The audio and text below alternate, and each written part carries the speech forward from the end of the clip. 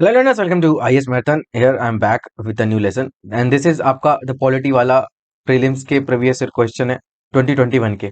ठीक है, जीएस के। तो हम इसके अंदर देख रहे हैं, काफी कुछ हमने देख लिया, लास्ट लेसन है। तो जब तक मिलते हैं, स्टार्ट करते हैं। सबसे पहले हमारा कुछ क्वेश्चन है, क्वेश्चन नंबर 77 सीरीज है ये। We adopted parliamentary democracy based on British model, okay, but how does our model is differ from that model. Okay, तो ब्रिटिश मॉडल और इंडियन मॉडल में कंपैरिजन है। As regards legislation, the British Parliament is supreme or sovereign, but in India, the power of Parliament is to legislate is limited. Okay, okay. India में matters related to the constitutionality of amendment of an act of the Parliament are referred to the Constitution bench by the Supreme Court. तो बहुत simple सा यहाँ पर question पूछा है कि पहले तो डेफिनेटली जो ब्रिटेन की पार्लियामेंट है वो किसी कुछ भी चेंज कर सकती है, कुछ भी कर सकती है। वहाँ की जुडिशरी बेसिकली वहाँ का जो कॉन्सेप्ट ऐसा कहा जाता है कि there is no fundamental right which binding the legislature. But India में ऐसा नहीं है, इंडिया में पावर लिमिटेड है। कॉन्स्टिट्यूशन ने डिफाइन करके रख रखी है क्या क्या पावर्स है। ठीक है, तो ये सही है आपका। दूसरा यहाँ पे बात कर रहे हैं जुडिशियल रिव्यू की। अगर कोई भी अमेंडमेंट जो है कॉन्स्टिट्यूशनलिटी को हैम्पर कर रहा है तो वो कॉन्स्टिट्यूशन बेंच के पास जाएगी, सुप्रीम कोर्ट के, right. So C is the answer. Okay, next question. तो ये वाला क्वेश्चन इसलिए काट रखा है मैंने 80 बिकॉज यूपीएससी ने इसको ड्रॉप कर दिया था। With reference to the union government consider the following. N Gopalaswami Ayyangar basically committee बनी थी, suggested that minister and a secretary to be designated solely for pursuing the subject of administrative reform and promoting it. Okay, 1970 में the Department of Personal Laws was constituted on the recommendation of ARC and this was placed under the Prime Minister's in charge. देखो मैंने कहा था ना, UPSC में हर साल ऐसे एक आध क्वेश्चन ऐसा आते ही हैं जिसमें बहुत कॉन्फ्लिक्ट रहता है ना।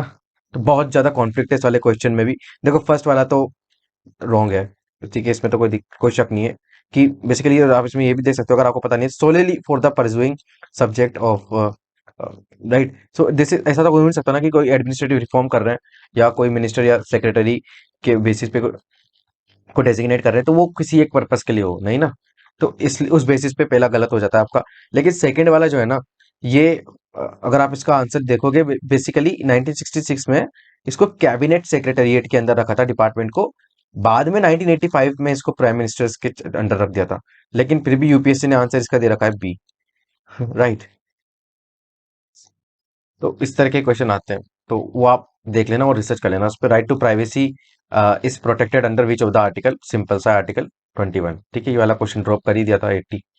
नेक्स्ट देखते हैं। Right to the city is an agreed human right, okay, and UN habitat UN habitat monitors the commitment made by each country in this regard. देखते हैं। Right to the city gives every occupant of the city the right to reclaim public spaces and public participation in the city. Okay, it means that state cannot deny any public service or facility to the unauthorized colony in the city. अच्छा देखो, इस वाले question में ना पहला basically पहली elimination method जो हमारा हमेशा लगता है यूएन हैबिटेट। यहाँ पर इसने क्या दे रखी है, ऑर्गेनाइजेशन। ठीक है, तो मोस्ट प्रोबेबली चांस है कि ये गलत ही होगा, राइट। तो फर्स्ट अगर आपका गलत है तो बी और डी, यानी कि 3 वाला तो आपका सही है। राइट टू सेकेंड वाला चेक करना है कि देखो अब यहाँ पर एक एलिमिनेशन मेथड और जो ट्रिक है वो फेल कर जा रही है, और वो है हमारी एक्सट्रीम स्टेटमेंट वाली, because this statement is indeed extreme. यहाँ पर बात कर रहे हैं every occupant of the city gives right to basically to reclaim public spaces and public participation in the city. ठीक है, तो ये यहाँ पर जो है थोड़ा सा है। तो इसका रियल आंसर तो है basically option D, 2 and 3 both are correct. लेकिन यहाँ पे दूसरी ट्रिक ये भी तो है ना कि बेसिकली जब हमारे पास ऑप्शन 2 बचे हैं तो गो विद द ज्यादा वाला ऑप्शन। ठीक है, तो वो यहाँ भी लग रहा है, देखो कितना प्रूवन है ना मेथड है, ये ट्रिक है ये। ठीक है, तो अगर आप इसमें फिर भी श्योर नहीं है ना सेकंड वाले में, तो गो विद द ज्यादा वाला ऑप्शन। अब देखो बहुत कॉमन सेंस वाला क्वेश्चन है। With reference to India India consider the following statement कि judicial custody means an accused in the custody of the concern magistrate and such accused is locked up in the police station not jail. देखो अगर ऐसा होता ना तो वो police custody में होता, अगर ये स्टेटमेंट सही होना होता तो यहाँ पुलिस कस्टडी लिखते हैं। लेकिन ये जुडिशियल कस्टडी में तो उसको जेल में रखेंगे। ठीक है, राइट। बात करते हैं दूसरी during judicial custody the police officer in charge of the case is not allowed to interrogate the suspect without the approval of the court. Definitely अगर जुडिशियल कस्टडी में है इसका मतलब कोई तो रीजन होगा, राइट, कि पुलिस को भी जब उससे बात करना रहेगा, you have to show the court permission to the jail authorities. Jailer भी जब भी आपको अंदर जाने देगा जब आपके पास कोर्ट का ऑर्डर होगा। ठीक है, कि प्रिजनर्स राइट में भी है और बेसिक ह्यूमन राइट का पार्ट भी और लीगल लॉ का भी पार्ट है बेसिकली है। तो आज इसका आंसर हो जाएगा 2B। ये वाला देखो, ये भी कॉमन सेंस का ही क्वेश्चन है, राइट। देखो ये सब आप आसपास देख लोगे ना, जिसमें ही सीख जाओगे इस तरह के क्वेश्चन। लेकिन observation is very important. With reference to India consider the following statement. बात करते हैं, when a prisoner makes out a sufficient case, parole cannot be denied to such prisoner because it becomes a matter of his or her right. State government have their own prisoner release on payroll. देखो ये तो बहुत लेजिड और बहुत ही legible statement है कि state government उसके पास खुद prisoner release on payroll rules हैं। पहली बात तो पुलिस जो है स्टेट सब्जेक्ट है। हम्म, तो हो सकता है, क्यों नहीं हो सकता भाई, अपने स्टेट की बेसिकली पुलिस के रूल्स या पेरोल रूल्स क्यों नहीं हो सकते, बिल्कुल हो सकते हैं। तो this is the correct answer, I mean statement. Second, देखो जब हम बात कर रहे हैं इसके अंदर कि सफिशिएंट केस है, payroll can not be denied, ऐसा कैसे हो सकता है? जज बिल्कुल कोर्ट डिनाई कर सकती है। मान लो अगर ये बहुत खतरनाक कोई क्रिमिनल हुआ, राइट, तो कर सकते हैं ना, पेरोल को डिनाई क्यों नहीं कर सकते? अगर कोई केस, इस केस में बेसिकली कोई ऐसा पार्ट है जिसमें लगता है कि अ, ये क्रिमिनल जो है भाग जाएगा या ऐसा कुछ भी ऐसी पॉसिबिलिटी जिसको लेकर के जज श्योर नहीं है, तो वो पेरोल देने से मना भी कर सकते हैं। और अगर आपको इतना भी, चलो ठीक है, दूसरी चीज बताता हूँ। देखो ये अगर एक बार देख भी लें तो it's also not a matter of his right.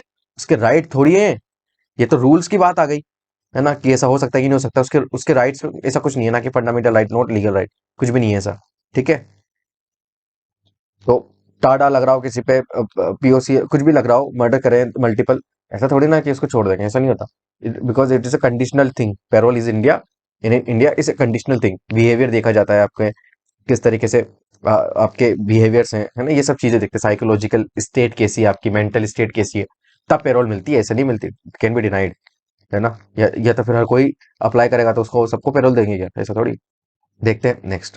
Eight national level which ministry is the nodal agency to ensure effective implementation of scheduled tribes and other forest dwellers act जो 2006 में आया था। तो ये तो सिंपल सा ही है ना, शेड्यूल्ड ट्राइब्स कौन बेसिकली कौन देखेगा?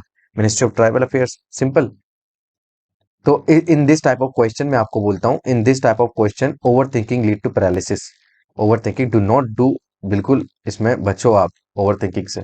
यूपीएससी पूछ सकती है ऐसे सवाल भी, यूपीएससी है तो इसका मतलब ये नहीं कि आपसे कुछ और ही पूछ लेगी, है ना। ओवर थिंकिंग मत करना ऐसे क्वेश्चन में। देखो ये वाला क्वेश्चन पढ़ो, बहुत सिंपल है अगर इसको ध्यान से पढ़ा जाए तो। A legislation which confers on the executive and administrative authority and unguided and uncontrolled discretionary powers in the matters of application of law violates which one of the following articles of the constitution। पहली नजर आपकी जाएगी article 32 पे और 14 पे। ये तो दोनों ही आप जो है एलिमिनेट कर देना। लेकिन अब यहाँ पे समझो इसको क्या बोल रहे हैं। अगर इसको वाले क्वेश्चन को ना आप हिंदी में भी पढ़ सकते हो, हिंदी में पढ़ने से ज्यादा इजी रहेगा। देखो इसमें लिखा है कि कानून लागू करने के लिए के मामले में कोई विधान जो किसी कार्यपालक अथवा प्रशासनिक अधिकारी को अनिर्देशित और अनियंत्रित यानी कि अनलिमिटेड पावर अगर दे देंगे, तो कौन सा ऐसा फंडामेंटल राइट है जिसका वायलेशन हो रहा है? ठीक है, तो आप आर्टिकल 14 पढ़ा है आपको, right equality before the law. अगर किसी एक पर्सन का बेसिकली अगर कोई लॉ को लागू करने के लिए किसी भी अधिकारी ने अनलिमिटेड पावर का इस्तेमाल किया, तो किसी ना किसी का लॉ, किसी ना किसी का आर्टिकल 14 का हनन होगा, right, equality before the law वाला, राइट। तो article 14 is the correct answer. तो इस तरीके से आपको लेकर के चलना है। नेक्स्ट है आपका, विच one of the following is an in Indian polity is an essential feature of which indicates that it is federal in character. Okay, so the independence of judiciary is safeguarded. Okay, the union legislature has elected representative from constituent units. Union cabinet can have elected representative from regional party and fundamental rights are enforceable by the courts. क्या है उसमें ऐसा जिसमें federal character दिख रहा है? हाँ, out of all the three, देखो इसमें आपका ये आंसर है ए। क्यों? क्योंकि बेसिकली जुडिशरी की इंडिपेंडेंस अगर होगी ना, तभी फेडरलिज्म का बेसिकली तभी फेडरलिज्म इंश्योर होगा, है ना। इम्प्लीमेंटेशन में भी ये सब चीजें रहती है। एंड लक्ष्मीकांत पढ़िए, डीडी वासु पढ़िए, कोई भी नोट्स पढ़ोगे ना, तो फेडरल फेडरल प्रिंसिपल जबकि हम बात करते हैं कैरेक्टर की, सबसे उसमें आता है आपका इंडिपेंडेंस ऑफ जुडिशरी, राइट। तो उसका एक फैक्टर है return constitution, supremacy of the, जब हम बात करते हैं supremacy of the constitution, right. उसके बाद जैसे कि division of power, separation of powers, तो ये सब इसके बेसिकली फेडरलिज्म के प्रिंसिपल है इंडिया में। अच्छा, क्वेश्चन पढ़ो, बहुत ही बेसिक है कि कौन सा बेसिकली इसमें से कौन सी डेफिनेशन है स्टेट की, डिफाइन करती है। तो फर्स्ट बेसिकली जब भी हम बात करते हैं एनसीईआरटीज, एनसीईआरटी में दे रखा है ये कि स्टेट की डेफिनेशन क्या है। चार चीजें ढूंढी जाती है जब स्टेट की डेफिनेशन हम देखते हैं। पहला आता है आपका पॉपुलेशन, फिर आती है टेरिटरी, फिर आती है आपकी जो गवर्नमेंट है, उसके बाद आती है आपके सॉवरेनिटी। तो कौन सी डेफिनेशन में वो इसमें है कि कम्युनिटी ऑफ पर्सन, ये तो आपकी पॉपुलेशन है ना, defined territory and independent of sover, basically external control, sovereignty आ गई, in possessing in organised government. तो this is the correct definition. अब देखो इस वाले क्वेश्चन में किस तरीके से कॉन्फ्लिक्ट है जो कि अपन रिजोल्व करने वाले हैं आज। देखो बहुत डीप प्रैक्टिस रिसर्च लगती है इस चीज को देखने में, ठीक है। तो वो बता देता हूँ आपको, क्वेश्चन पढ़ो पहले। With reference to the Indian judiciary consider the following statement. Any retired judge of the Supreme Court of India can be called back and act as a Supreme Court judge by the Chief Justice of India with prior permission of the President of India. Definitely, this is the true. Okay, this is the true statement. तो first statement तो आपका true है ही सही, है ना। Supreme आपने पढ़ा होगा लक्ष्मीकांत में, सिंपल है ये। सेकंड वाला क्वेश्चन बहुत कॉन्फ्लिक्चुअल है। A high court in India has the power to review its own judgment as the Supreme Court does. देखो बहुत सी कोचिंग इंस्टीट्यूट है, सबने इसका आंसर दे रखा है बेसिकली ट्रू, लेकिन यूपीएससी ने इसका आंसर दे रखा है ए। सब कोचिंग ने इसका आंसर दे रखा है सी, यानी कि दोनों स्टेटमेंट सही है। लेकिन सर एंड मैम एक बात समझो, यूपीएससी है, हर चीज इतनी इजीली आपको परोस के दे दे ऐसा भी नहीं होगा, राइट। ये भी उन क्वेश्चंस में से है जो आपको पता है, लेकिन आप जो है इसको मार्क गलत करके आएंगे। वाई? बिकॉज आप इसको क्या नहीं कर पा रहे हैं, डिसाइफर नहीं कर पा रहे हो, समझ नहीं पा रहे हो वो क्या बोलना चाह रहा है आपसे। अब मैं बताता हूँ क्या बोलना चाह रहा है ये वाला क्वेश्चन। जी बिल्कुल हाई कोर्ट कर सकते हैं, लेकिन क्या वो पावर सुप्रीम कोर्ट की जितनी है क्या? ठीक है, यहाँ पे कंपेयर कर, यहाँ पे बिल्कुल इक्वालिटी पे लेकर के आ गए high court and supreme court को। सोचो इस बात को, यहाँ पे फ्रेमिंग ऑफ द स्टेटमेंट देखो, high court in India has the power to review its own judgment as the supreme court does. यहाँ पर बता रहे हैं कि जो जिस जिस लेवल की पावर हाई कोर्ट के पास है, उस लेवल की पावर सुप्रीम कोर्ट के पास भी है क्या? नहीं sir and ma'am, supreme court की पावर ज्यादा वाइड है। वो different different basically supreme court की पावर बहुत सी केसेस में हाई कोर्ट से काफी ज्यादा है। तो ये one of the those matter है जब जहां पर सुप्रीम कोर्ट की पावर्स एंड टेरिटरी जुरिस्डिक्शन बहुत आगे, मतलब बहुत ज्यादा हाई कोर्ट से। तो ये उस कॉन्सेप्ट को, उस पर्सपेक्टिव को लेकर के यूपीएससी ने इसको गलत माना है, ठीक है।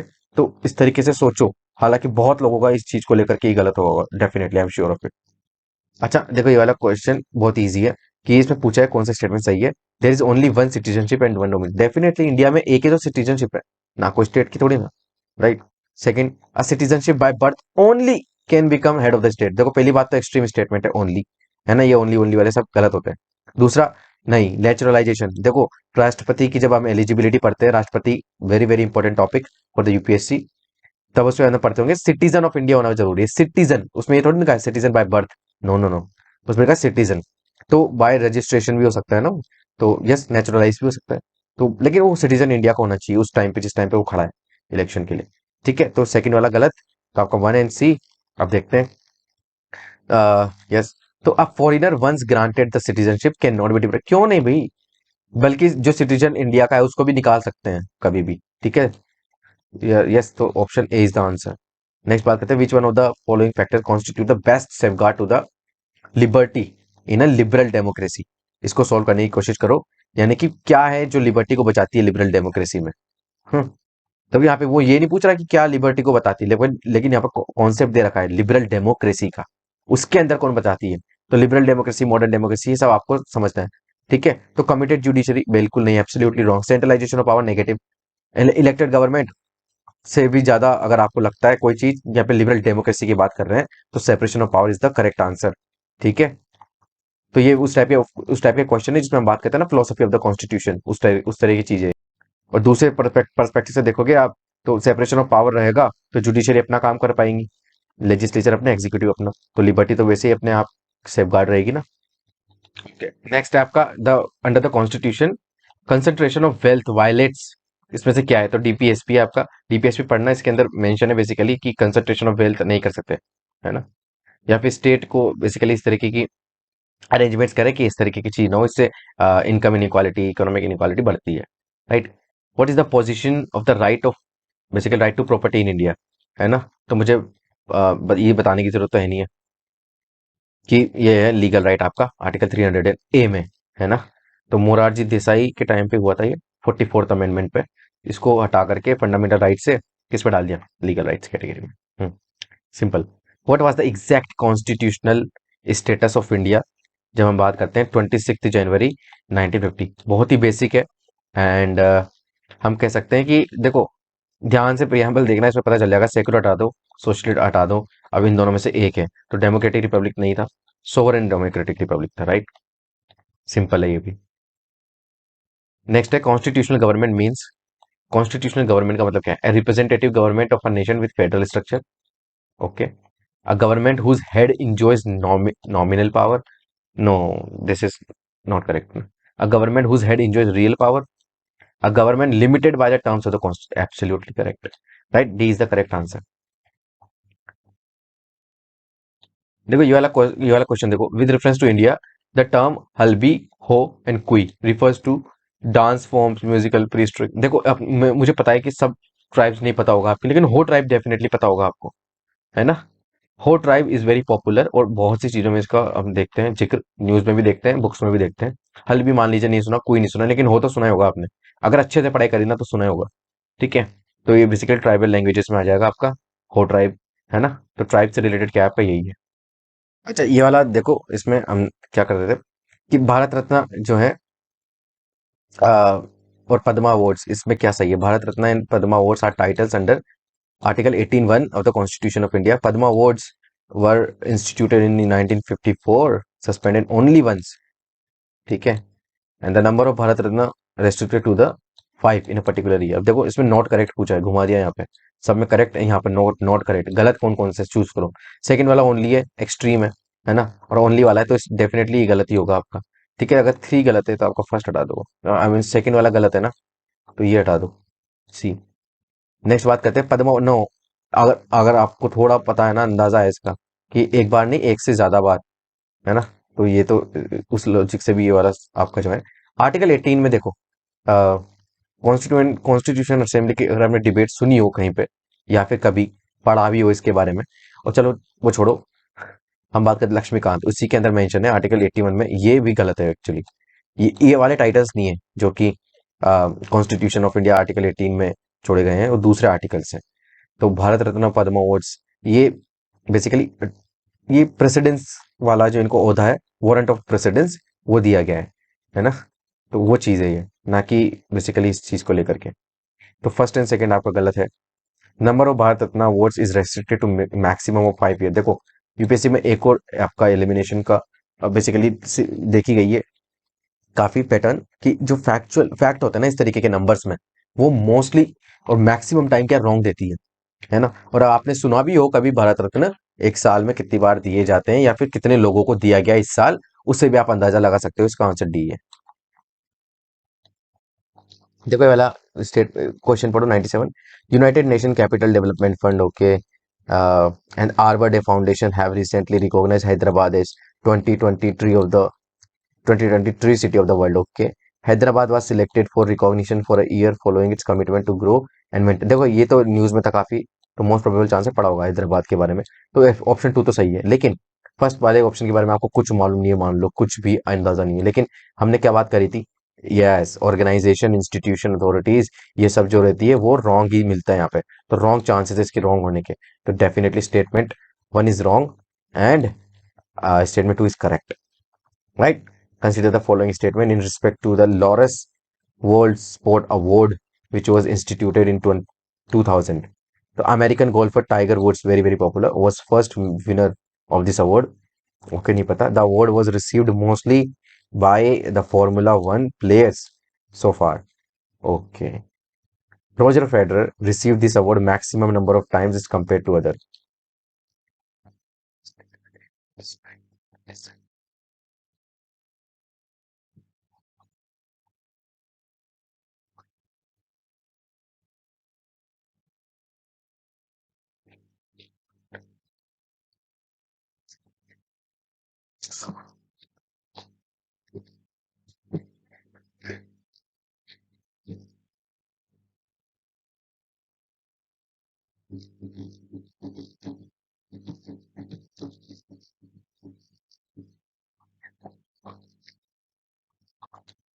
अच्छा, देखो यहाँ पर इसको consider the following statements in respect of the 32nd summer Olympics. देखो, ये वो वाला क्वेश्चन है जिसमें आपको जो है ट्रिक काम नहीं करेगी, पढ़ा होगा तो आप इसको कर सकते हैं कि official motto a new world and second sport climbing, surfing, skateboarding, karate, baseball, इसमें इंक्लूड किया है, तो खबर तो बड़ी है।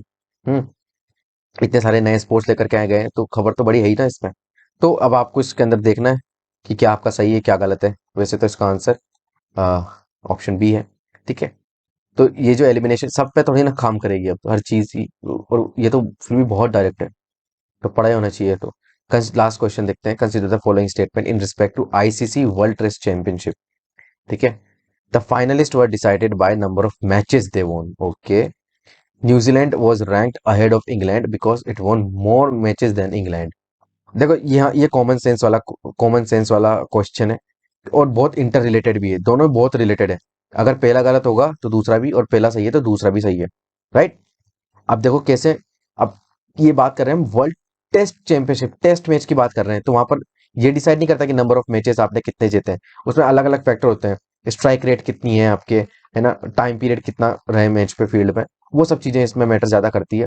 तो क्रिकेट की समझ रखने वाले बता देंगे इसके अंदर कि आंसर नंबर इसका आंसर बेसिकली डी है।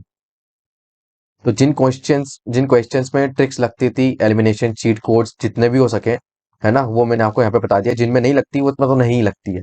उसके लिए तो आपको जो आपने पढ़ा है, ऑब्जर्वेशन किया है, रिवीजन किया है, टेस्ट लगाए, तो उसमें से जो भी आए होंगे वो डेफिनेटली आप कर लेंगे। बाकी तो मोस्टली तो हमने कर ही लिए। ठीक है, ट्रिक्स एंड चीट कोड्स की मदद से। तो ये था हमारा पूरा एनालिसिस। ठीक है। तो जब तक के लिए हम देखेंगे नया कुछ 2022 का लेकर के आऊंगा आपकी बात। तो ठीक है, जब तक के लिए मिलते हैं। Stay tuned and have a nice day.